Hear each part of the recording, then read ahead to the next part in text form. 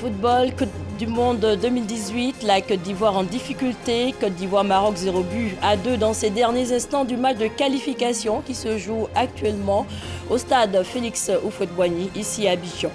Le portrait de ce samedi est celui d'une femme battante, sans compagnon de vie, mère de 3 enfants. Dame Djedje est vendeuse ambulante d'articles divers. Une incursion ce soir dans son quotidien. Bonsoir à tous et bienvenue dans cette édition. L'actualité brûlante ce soir est sportive. Football, Coupe du Monde 2018, la Côte d'Ivoire en difficulté. Côte d'Ivoire-Maroc, 0 but à 2 dans ces derniers instants du match de qualification. Le match est en cours. Il se joue ici à Abidjan au stade Félix Houphouët-Boigny. Mondial 2018, on fait un point. Le Nigeria, l'Égypte et le Sénégal sont déjà qualifiés pour la Russie. Les résultats des rencontres Tunisie, Libye et Côte d'Ivoire-Maroc attendus ce soir. La semaine prochaine, il restera un ticket dans la zone Afrique. 2 rencontres mardi 14 novembre Burkina-Cap-Vert et le match en retard Sénégal-Afrique du Sud. Je rappelle que le match Côte d'Ivoire-Maroc est en cours et la Côte d'Ivoire est en difficulté. Autre chose à présent, le Premier ministre Amadou Gon Coulibaly a procédé ce samedi à l'inauguration des travaux de l'axe Bouaké-Ferkessédougou depuis Katiola. Les travaux de cet axe long de 220 km vont durer 24 mois. Ils sont financés par l'Agence française de développement à hauteur de 150 milliards de francs CFA. Et puis on est samedi, le portrait de ce samedi est celui d'une femme courageuse. On l'appellera Dame Djedje, la cinquantaine passée, cette vendeuse ambulante d'articles divers a 4 enfants à sa charge. Sans nouvelles de son compagnon de vie depuis 15 ans, elle se bat pour assurer le quotidien des siens. Portrait avec Dangui Dangui. À Bobo, derrière Rail, à quelques pas de cet établissement scolaire public. C'est ici que vit Dame Djedje, entourée de ses 4 enfants. Elle est sans aucune nouvelle de son mari, le père des enfants, depuis 15 ans. Suite à la guerre, là, en tout cas, on nous a chassés de là-bas, à Daloa. J'avais 2 magasins là-bas. Quand ça a commencé, ils ont cassé les magasins pour voler toute la marchandise. Ça n'allait pas. Le mari aussi, ils sont venus le prendre pour partir. Jusqu'à présent, on n'a pas ces traces. Et là, à partir de là, maintenant, nous sommes partis au village avec les enfants. D'ici à maintenant, ça n'allait pas. Je dis, bon, je vais venir à Abidjan voir les parents pour qu'ils m'aident. Tout en entretenant l'espoir de retrouver un jour son mari en vie, elle doit faire face aux besoins des enfants laissés à sa seule charge. J'ai vu un de mes oncles là, qui m'a donné une somme de 10 000. Et c'est avec ça que j'ai commencé à faire mon petit commerce. Bon, je vends différents articles.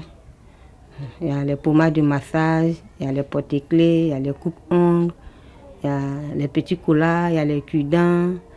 Je fabrique aussi les bouteilles de racines.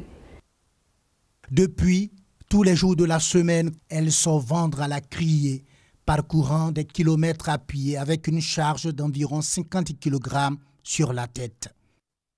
Bien connu des clients qui admirent son courage, ils n'hésitaient pas à lui acheter quelques articles, parfois juste pour l'encourager. Je viens de prendre une bouteille.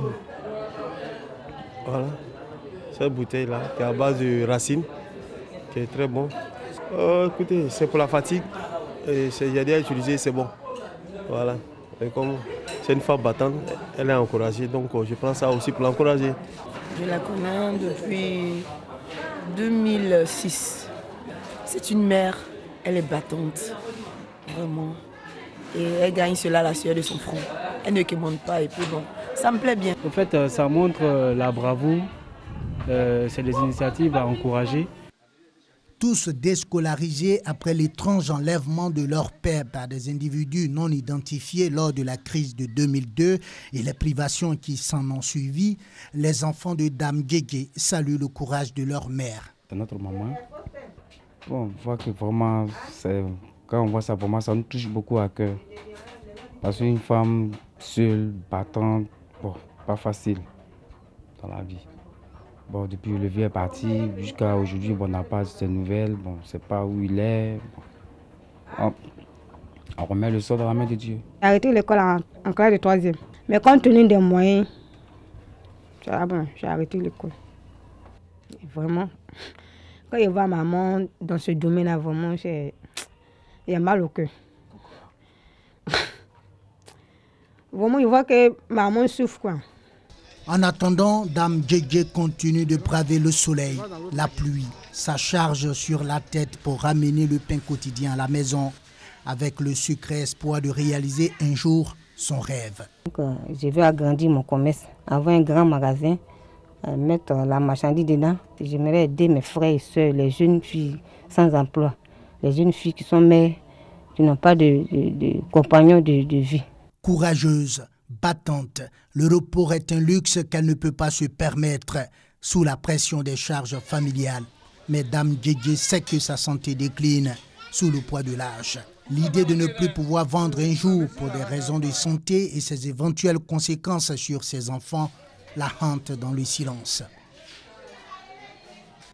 À l'étranger, on part d'abord pour cette ville située dans le sud-ouest de la Centrafrique.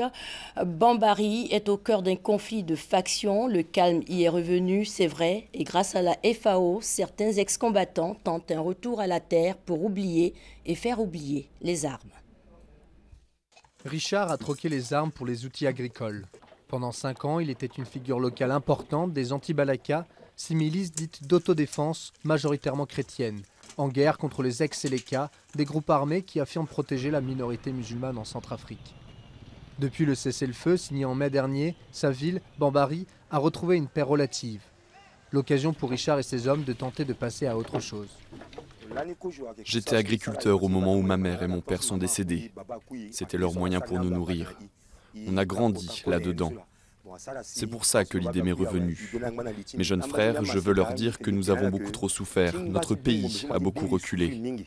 Ça ne sert à rien de prendre les armes. Une arme, ça ne se mange pas. La ferme de Richard s'inscrit dans le vaste chantier du plan DDR, désarmement, démobilisation, réinsertion, lancé par l'ONU et le gouvernement centrafricain en septembre 2017. Des combattants démobilisés fabriquent du savon. Des femmes musulmanes et chrétiennes se sont rassemblées en coopérative. À ce stade, le projet pilote concerne 3000 bénéficiaires, dont 1300 à Bambari. On va donner à ces jeunes des kits d'installation, des kits agricoles, j'entends par là, pour pouvoir permettre la mise en pratique des connaissances théoriques qu'ils auront apprises lors des séances de formation. Les autorités centrafricaines sont venues visiter les projets de démobilisation à Bambari, vitrine de la paix dans le sud-ouest du pays. Mais dans les régions avoisinantes, la situation reste très tendue. Sur l'axe Bambari-Bria, c'est une zone où l'instabilité, où la stabilité peut être mise à mal. Il y a effectivement des déplacements d'hommes armés. Depuis 2004, les guerres civiles en Centrafrique ont fait plusieurs milliers de victimes. Et dans une ville qui se relève difficilement de 5 ans de conflit, le succès de ce programme va dépendre du maintien de la paix, déjà menacée par les tensions entre groupes armés. En images, 11 novembre 1918, l'armistice met fin à la Première Guerre mondiale. Une convention fut signée ce jour-là entre les Alliés et l'Allemagne, dernière des puissances centrales à rendre les armes. Cette guerre aura fait 8 millions de morts et 6 millions de mutilés. De nombreuses cérémonies ont eu lieu en France pour commémorer le 99e anniversaire de l'armistice de 1918. Et pour terminer ce rappel, l'actualité brûlante ce soir, c'est bien sûr le sport, football Coupe du Monde 2018, la Côte d'Ivoire toujours en difficulté. Côte d'Ivoire-Maroc, 0-2 dans ces derniers instants du match de qualification. Le match est en cours et se joue ici à Abidjan au stade Félix Houphouët-Boigny. On croise les doigts. Fin de cette édition, bonne soirée sur les antennes de l'RTI, la marque du service public.